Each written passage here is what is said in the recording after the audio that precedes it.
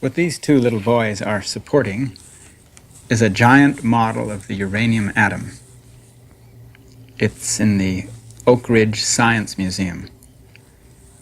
The Oak Ridge National Laboratory is the lab that handles all the uranium for the weapons industry.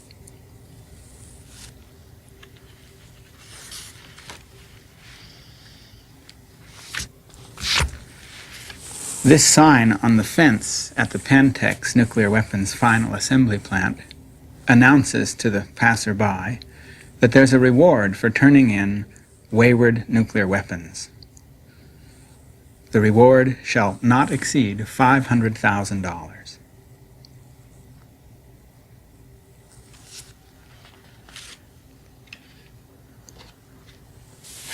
This shows exactly how big the ball of plutonium was at the heart of the Nagasaki bomb.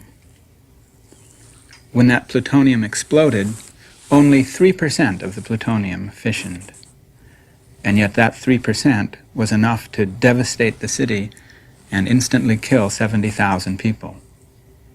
Several 100,000 people have continued to die from that event. These jars contain organs. Each jar contains the organ from one person who experienced radiation from the Nagasaki bomb. Their organs are being saved because medical researchers don't know yet how to study the effects of radiation on people. And they're hoping sometime in the future somebody will be able to look at this material and make sense out of it.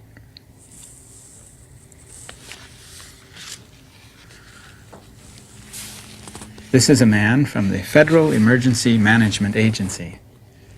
He was in charge of a program to design a radiation meter very cheaply that could be distributed to all the households of America, like smoke detectors, so that in the event of a nuclear war, or in case of a meltdown nearby, people would have a way of reading fallout levels in the air, and they'd know at what point it would be safe to come out. They would be available for around $10.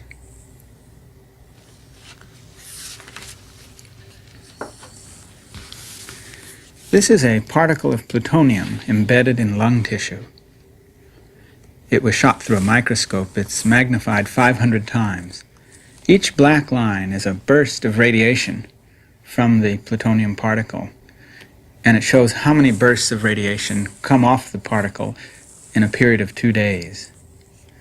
Plutonium is active for 250,000 years.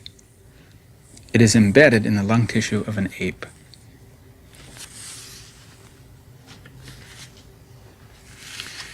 This is the world's first plutonium production factory. It mass-produced the plutonium used in the Nagasaki bomb. It's called the B reactor, and it's at the Hanford site. It has recently been declared an engineering landmark.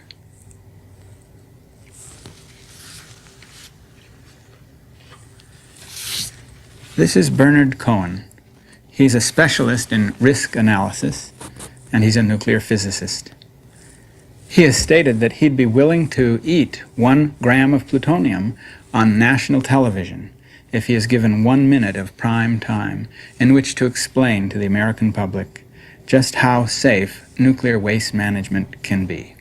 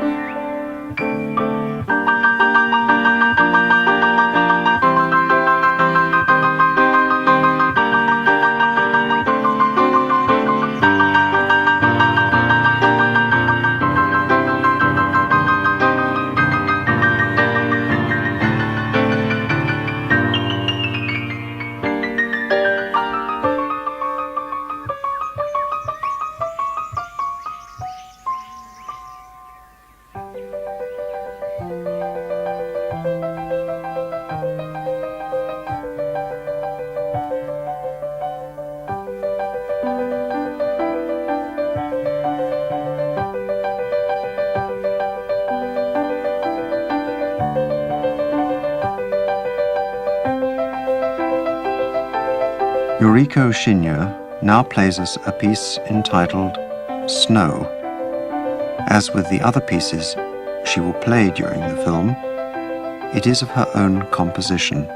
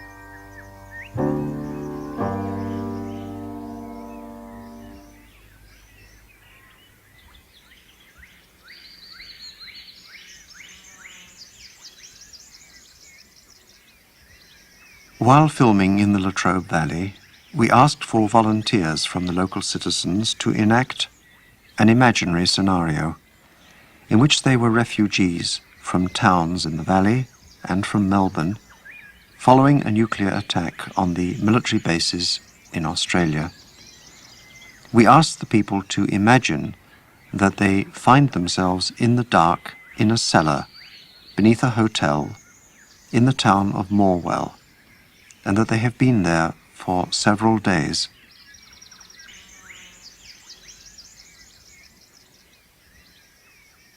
We began by asking these volunteers to spend several hours in the dark before we switched on the camera.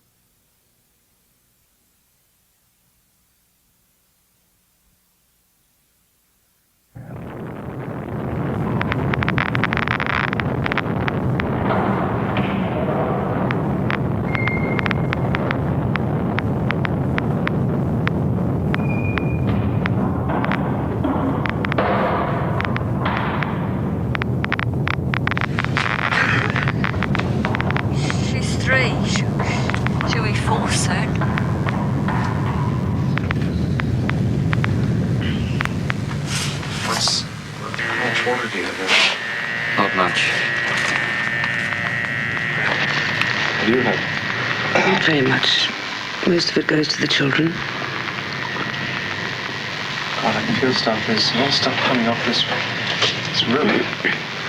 It's condensation. Yes, it's damp in here. And condensation. They came up here. And I don't know what happened to them. Who came with you? Charlie and his family came too. Julian, have you heard about your family?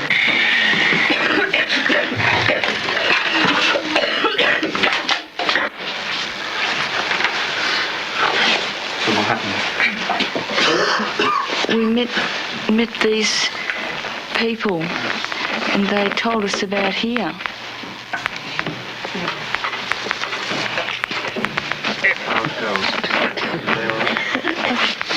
We think they're all right. They sleep an awful lot, though. How old is she? This one here. This one's 3. Is that him? Mm-hmm.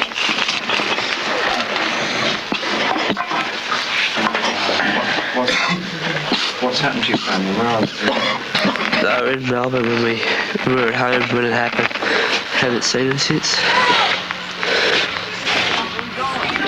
Stay on the pavement. Where are you doing?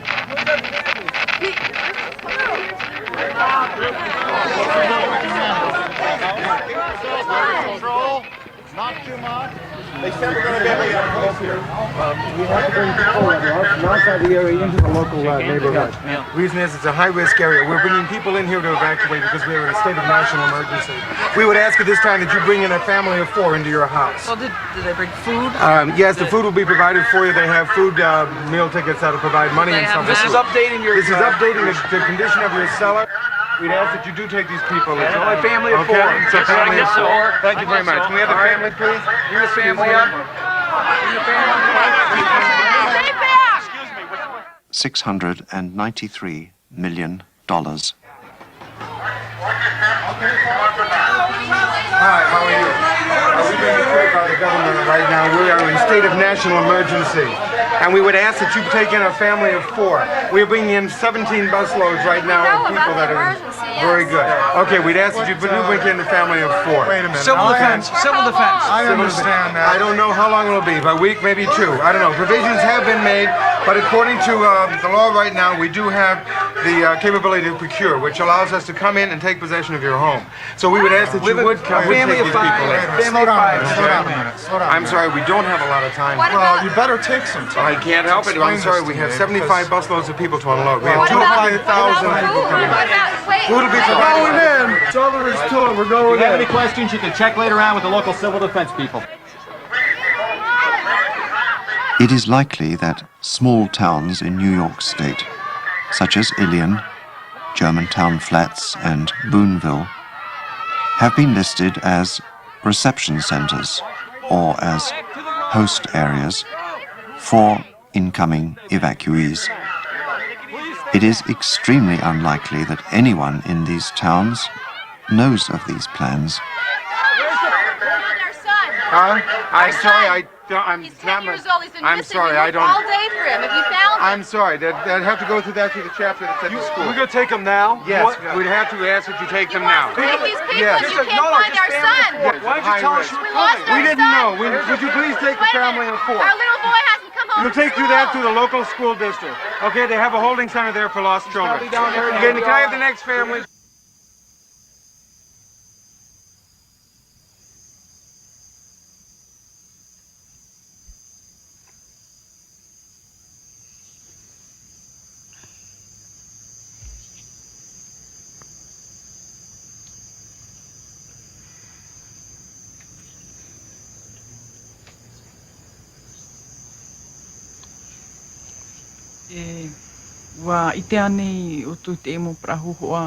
Were you familiar with these pictures?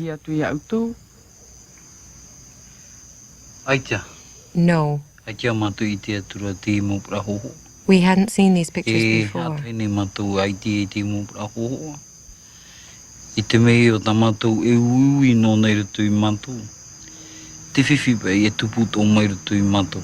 What we have been wondering about inside ourselves, lest these difficulties also happen to us and to our offspring. The thing we keep asking ourselves, painful thoughts, the grief and sorrow of this country overwhelmed by this disaster, fear, the thing that comes if we reflect about it.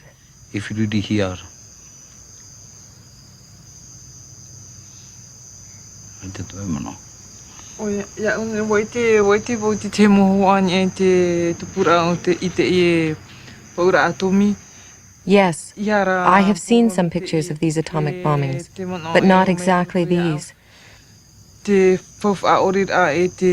the thought that enters me, the worthlessness of hurting people all over the world. Because the Japanese, the Americans, the Tahitians, we are all alike.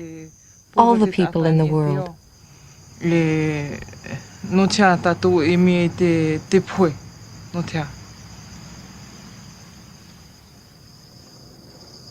And why do we seek after death? Why?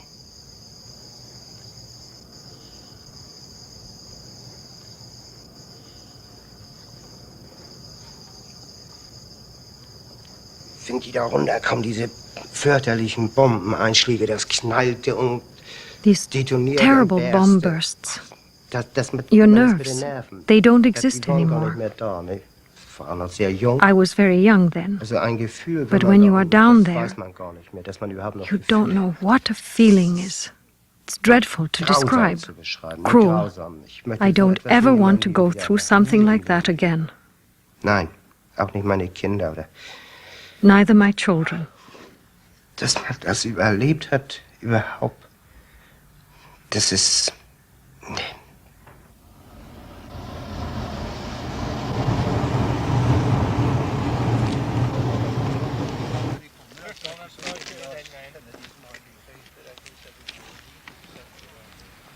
The vehicles in this scene are all driven by community members of Stjørdal and Trondheim, who helped us with the staging of these scenes out of their concern about the nuclear arms race and the lack of information from the Norwegian government and the Norwegian television about the military build-up in their own country.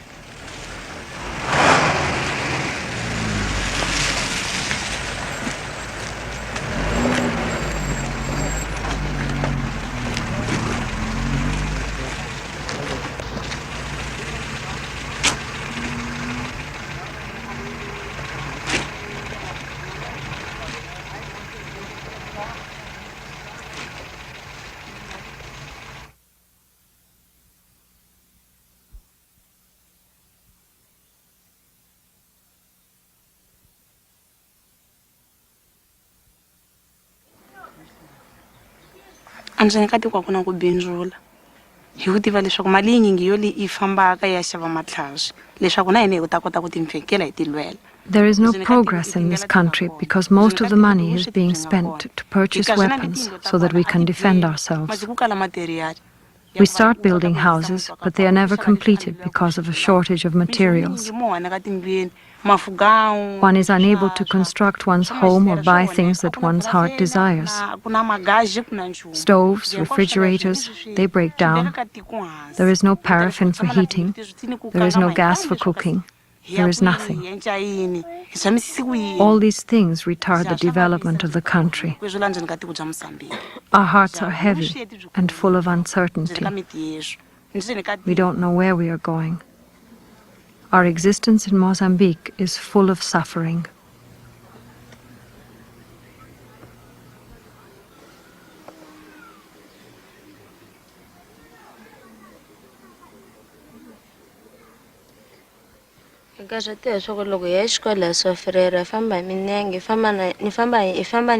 We suffer when we go to school because we walk on foot, on empty stomachs, and return home hungry. Where is your school? In the city.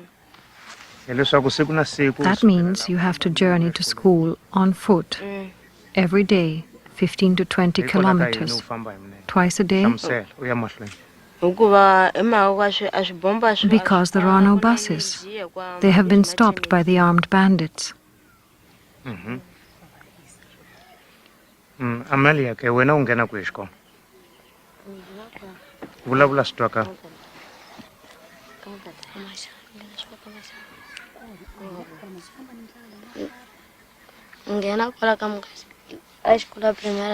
I attend the local school. We go to school hungry and we have no shoes. Is that the school I saw yesterday? How do you take your lessons when it rains? We return home. Isabel, you don't attend school anymore. You are married and living with your husband's family.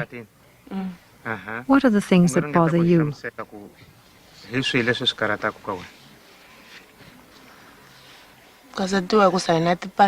We have no pots and pans. We have no clothing. We have no blankets. We have no beds. We sleep on the floor. Children are hungry and become ill. Food is needed.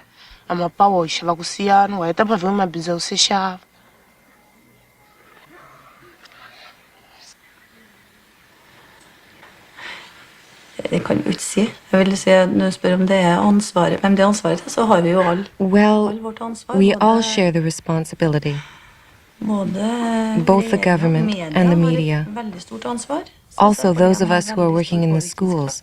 Det har vi også I skolen. Og I skolen har vi jo gjort omtrent ingenting. And we have done almost nothing. I believe that there are many teachers who are motivated and who have insight, but they are afraid of being accused of politicizing. De redd for å bli beskyldt for å være politisk. Especially where security politics are concerned. Consequently, they are afraid of working against the existing official standpoint. Beskyldt fra motarbeid. Motarbeid, det offisielle synet som vi har, ja. Men dessuten så det mange lærere som hjelpeløse fordi at vi har ikke informasjon nok selv. Og vi har ikke noe fag vi kan knytte til. Det har litt lett for å bli bare sånn litt prat. Så jeg synes at det styresmaktene sin plikt å gi lærerne skikkelig informasjon og gi dem gjør det til et eget fag I skolen, alt som har med nedrustning, kall det fredsundervisning, som et eget fag. Ja. For vi mangler informasjon, altså. Det foreligger noe tilbud om materiell fra FN, gjør det? Ja, det gjør jo det. Ved en ren tilfeldighet så oppdaget jeg at UNESCO har jo sagt at 1980-året skal være nedrustningsundervisningsåret. Det har vi aldri snakket om I skolen hos oss. Men det jo ikke gjort noen ting, altså. Det noen som har prøvd litt på egen hånd å lage noe, men det jo da under kritikk, fordi at de redd for at det skal vise et litt annet syn enn det offisielle sikkerhetspolitiske synet vi har. De redd for at det skal være for pasifistisk, og at det kanskje skal vise andre veier enn det vi har.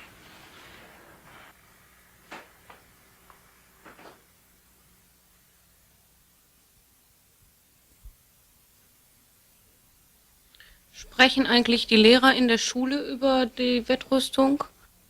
Do the teachers in school talk about the arms race? Den Schülern zu vermitteln. In erster Linie. Die Lehrer sind gehalten. They try to mediate their knowledge to the students in a completely neutral way. The teachers are asked to hold back their own opinion as much as possible. Neutral, ganz neutral. And discussions about the problems, they must happen in private with the teacher. And even then it is very, very seldom. And as well, there must be a very good relationship for this to happen. Oder ohne den Lehrer, die Schüler zusammen, beziehungsweise mit dem Lehrer privat. Aber sehr, sehr selten. Da muss doch schon ein sehr gutes Verhältnis vorhanden sein.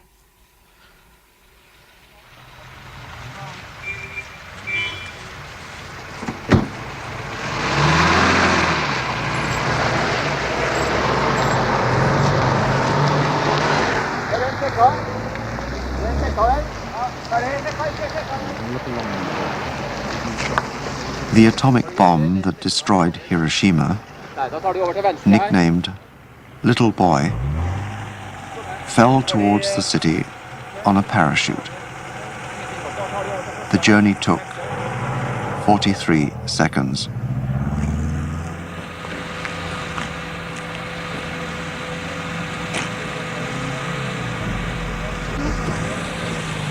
Og de kommer fra? De kommer fra Stjørdal. Ja, har de slektninger I Levanger-området? Hytte I Levanger-området? Have you relations in Levanger? Det venstre. No? Frosta. Then you must drive towards Frosta, to the left.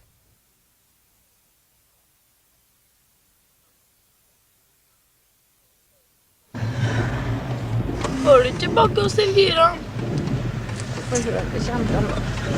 Frosta. Alle plasser.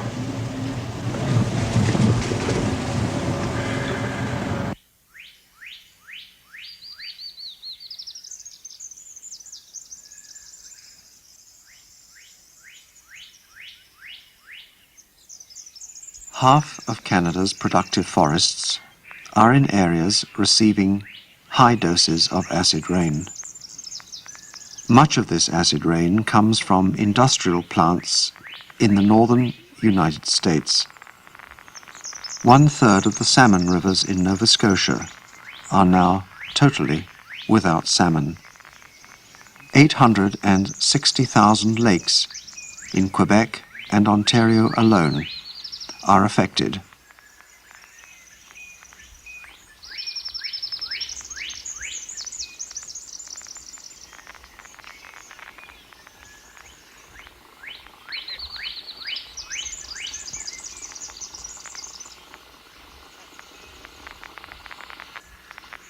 A typical 1,000 megawatt reactor, which has operated for 1 year, has accumulated the equivalent amount of radioactive fission poisons as would be released by 1,000 bombs of the Hiroshima range.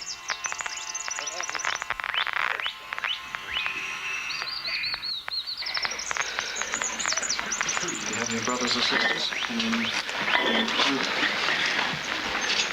How many family do you have there? Well, there was just us, me and my little brother at home, and the rest of the family are in Melbourne, and that's my mother and father, and 2 brothers and 2 sisters. Leave them or set them free or what? Well, the horses were turned free, but well, the dogs and cats, well, the dogs and the cat were just left.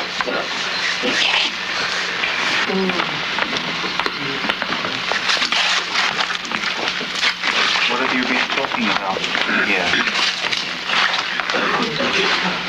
Been talking about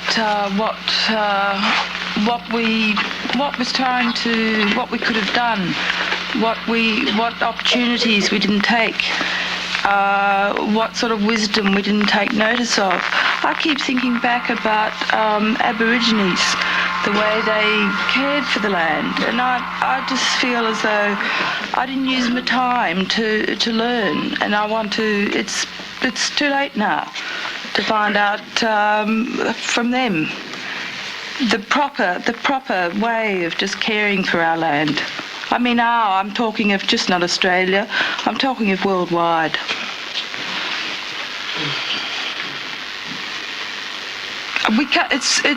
It's ridiculous. We lived in a place called Budgeree, Aboriginal for excellent. It had all the potential.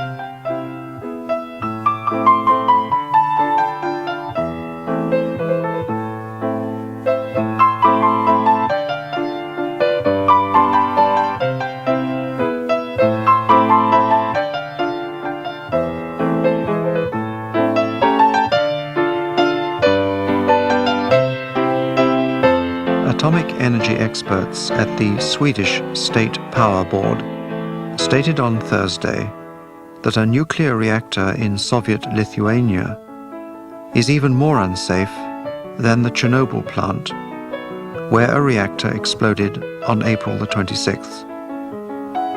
In the words of the Swedish report, the Ignalina reactor is balancing between instability and static burnout, risking damage to the fuel and emissions of large quantities of fissionable products.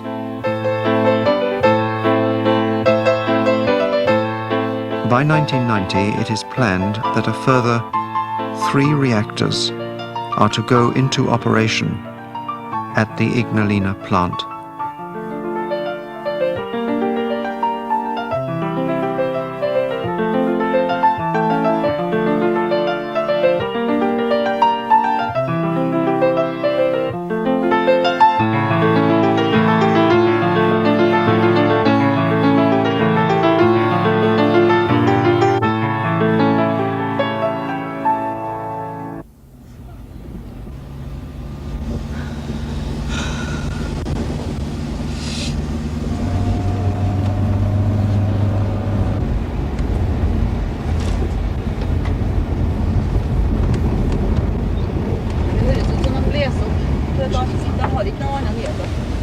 Leser de bare opp det vi vet fra før?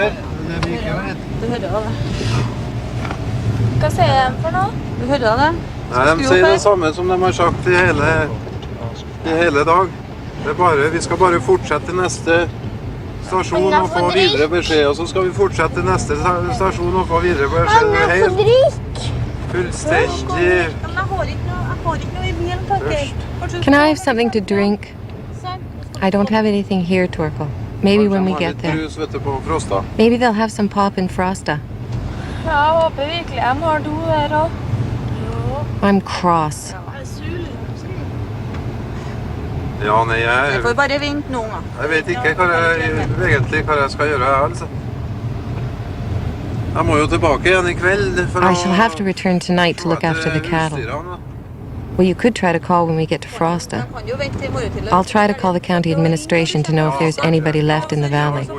But I shall have to return tomorrow morning at the latest to look after the cattle and Carol. Hva skal du ringe da? Nei, jeg må prøve å ringe... Ja, jeg må prøve å ringe kommuneadministrasjonen, eller... Og få greie på om det er noen ute i bygda som er igjen ennå. Jeg må i alle fall tilbake igjen senest i morgen tidlig, altså. For å se etter... For å ordne med dyra og Karo. 10 months after the special acid rain envoys were appointed, they produced a 35-page report at a cost of hundreds of thousands of dollars, which would create a $5 billion program to develop new technologies to clean up acid rain. The Canadian envoy stated that no timetable had been set because it would upset President Reagan. The American envoy told a press conference that the president had not read the report, and the American envoy forgot the name of his Canadian colleague, referring to envoy Bill Davis as his counterpart, Bill Wilson.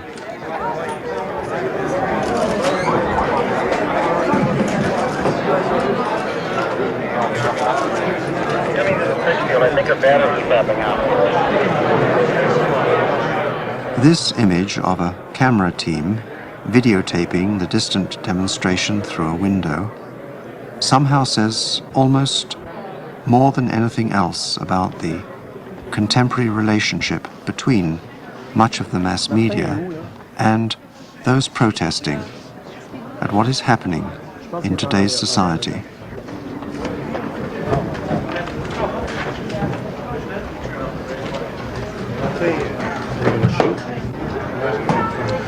Do you think it was successful? Do you think you got your message across? I think it's that if people don't protest, things will get worse. I don't know whether it's going to get any better. I think it's going to take a lot more people to demonstrate and to get out and say that they're against it to make things better. Have you been to other demonstrations in the past? Yeah, for the last 3 or 4 years I've been demonstrating on a regular basis. Have you seen the way the media has treated those demonstrations? Have you come home at night, for example, and watched the news report of the march you were in? Yeah, well, the media always treats it like entertainment, superficial manner. It's something to be watched. It's something to make primetime television or radio or anything like that. But it's never a serious comment on what the issues are. Could you think of an example of how they did that? Well, I can't think of one specifically, but every time you go home and you watch the television and you see what's going on there, they concentrate on those people who look the oddest, okay? Those people who have the most extraordinary viewpoint, rather than the ordinary person. Ordinary like us, you know, all dressed in orange. Do you think, okay, the final question is, do you think, what could be the reason for this? Why is it packaged in this way then? Well, I think that the whole of the media today has a completely false view of its responsibility to the world. Most of the media review their responsibility to make a buck. They don't review their responsibility to put over the feelings of people or the expression of issues. It's entertainment. It's like any other portion of television or radio or something like that. It's entertainment. A Miracle of Love, Thursday night at 9. Good evening. I'm Charles Osgood with the CBS Sunday Night News. And did you hear about the two Irishmen named Mulrooney and Reagan who met on St. Patrick's Day? One was President of the United States and the other one was the Prime Minister of Canada.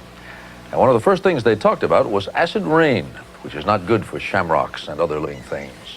Jacqueline Adams reports from Quebec.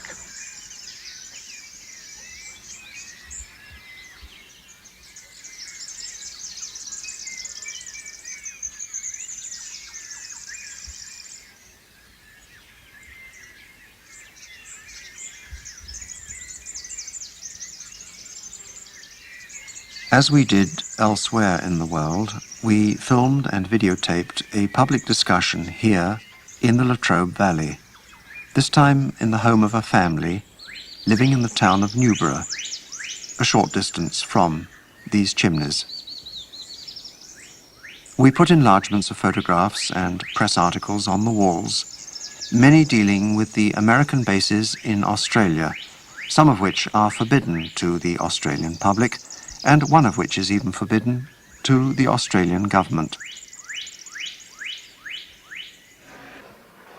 On a television monitor, we replayed videotapes of interviews that we made in a local Latrobe Valley shopping mall. Well, did you know about the Northwest Cape base before you saw this poster? Yeah, everyone knew about it in Australia, didn't it? Yeah. You know where it was, is that right? Oh, yeah, I knew wherever Australia knew where it was, but I knew it was in Western Australia, but I didn't know in what area it was. Yes, and what do you think about the fact that that base is on our soil and it broadcasts messages to submarines, nuclear submarines? Oh, well, I reckon it's vital importance to them, Americans, and also for the Australian military. Yes, well, it's used by the Americans mainly. Do you think that that increases any danger to Australia, having that base on our soil? It's hard to say, isn't it? Do you think it's a good thing that we've got that base here? Oh, yeah, I reckon it is, because they've never had it here. Well, the Russians are in Vietnam now, aren't they? Right, okay. They are. They're in Vietnam. You know where the Americans had their B-52 bombers based at Da Nang? Yeah. That's where the Russians are now. Right. And what do you think about the Russians?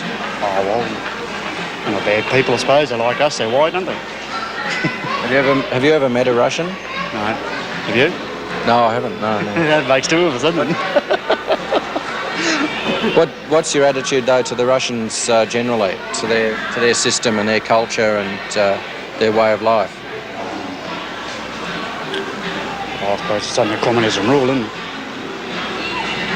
And does the existence of their system worry you? No, really. It doesn't worry you? No. But you still think we need American... I think we need, yeah. Australia, I think, has got to have American protection. Because I reckon Australia's virtually got nothing here to stop the Russians from coming in. Do you think they want to come? Well, they'd like to have this country, wouldn't they? I think so. I reckon. Getting back to Northwest Cape, where did you find out about Northwest Cape? Can you remember where you... On the news? In Channel 7, 9, ABC, any in the news, any station. On television? Yeah. And do you think the television explained to you in reasonable detail what it was all about? Well, yeah, I reckon they did, because I reckon like they got the photos there, like there's there, where they're tracking radio wavelengths and everything like that. I reckon they did. No worries. I reckon. You think you knew enough about that base? You knew as much as you thought you needed to know about the base? Not all, because they won't release sort of top secret things that goes on there, will they? Yeah. They won't release that. Not to the public, but to the government, but not to the public. Do you think our government is well informed about what goes on? Yeah, I reckon they are informed what does go on at Northwest Cape. Now, you mentioned before the 1973 war in the Middle East. In the Middle East, when that base was used. Now, that was done without our government's knowledge, wasn't it? The base was sending out messages to the submarines. The submarines, yeah. Without our government's knowledge. What do you think about that? Oh, well, that's probably up to the military. That's not up to any individual ones, I suppose. I reckon it's up to the military itself. Up to the Australian military or the American military? Both military, Australian and American military.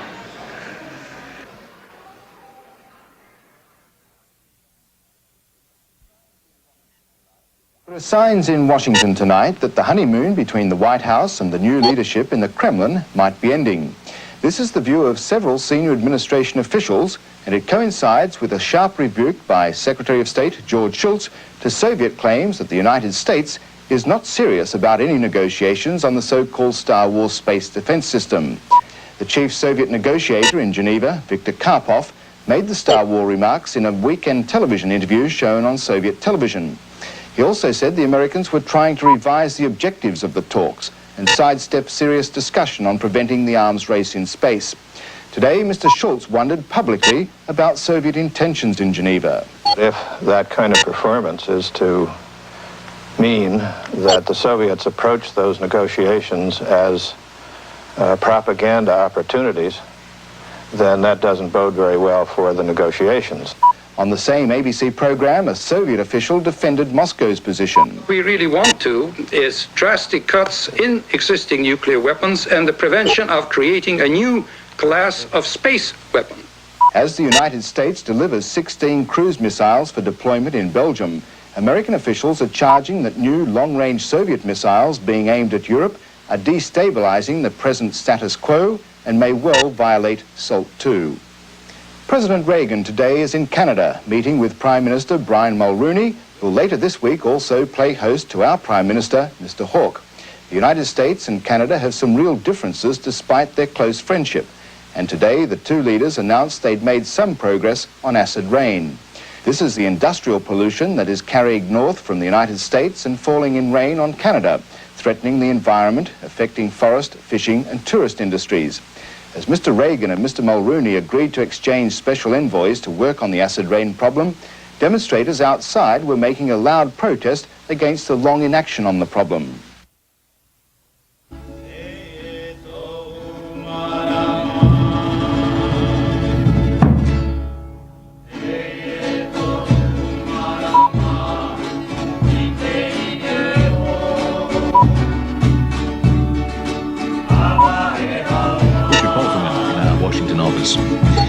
Well, it's a special time of year in the tiny Japanese town of Komaki.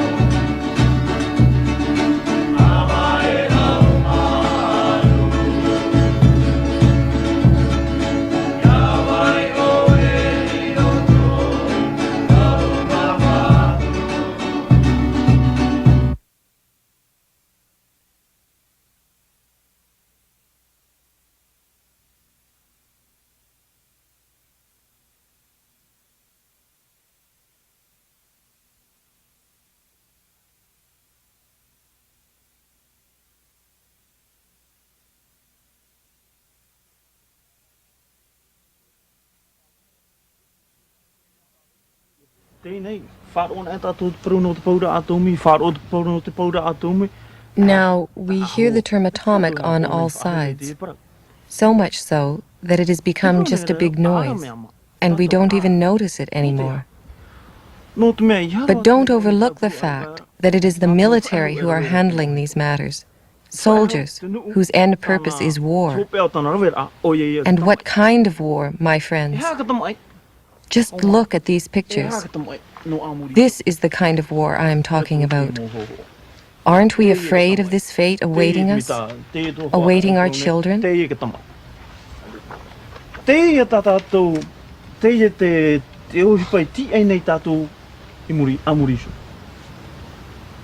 keep telling us that if one person has nuclear weapons, the other must too, and yet another, and then we will have peace. These people won't fight each other anymore. They won't drop atomic bombs anymore. And when that great war developed in Hitler's time, wasn't the same kind of thing said then?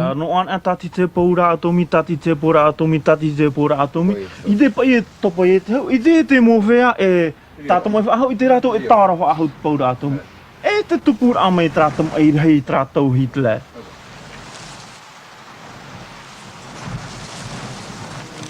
Tratou apa ina hiai te utang taratu umuara.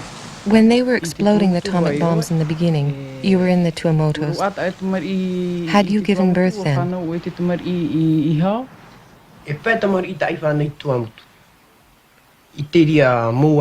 I gave birth to 5 children during that period. We had 3 of them before the atomic forces arrived, and 2 after. And I had 2 dead children there, who were born and died afterwards. And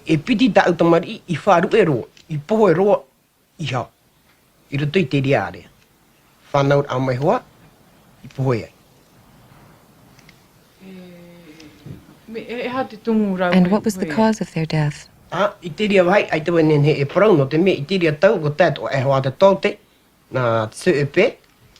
I cannot give a ready answer to that. The CEP doctor took the child away for care, and nothing was said. Death from illness. This is what they said to me. And there is no way of telling what was the meaning of that. And at that time, there were many children who died while still in their mother's womb. And